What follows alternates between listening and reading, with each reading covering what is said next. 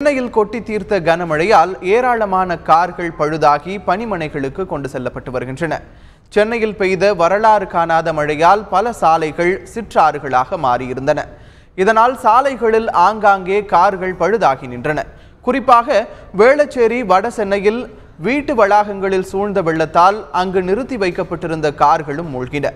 இதில் பழுதாகி நின்ற கார்களை அவற்றின் உரிமையாளர்கள் பணிமனைகளுக்கு கொண்டு சென்ற வண்ணம் உள்ளனர். வழக்கத்திற்கு மாறாக இந்த ஆண்டு அதிகப்படியான கார்கள் பழுதாகி உள்ளதாக கார் பழுது பார்ப்போர் தெரிவித்துள்ளனர். இப்போதைக்கு வண்டி ஒரு நாளைக்கு எப்படியும் ஒரு 4-5 வண்டி எக்ஸ்ட்ரா வருது. எங்களுக்கு பிரேக் டவுன் ஆகி அங்கங்கே பிரேக் டவுன் ஆகிடுது. வண்டி தண்ணியில் போயிட்டு ஃபுல் தண்ணியில் போயிடுறாங்க. போயிட்டு ஆஃப் பண்ணிடுறாங்க.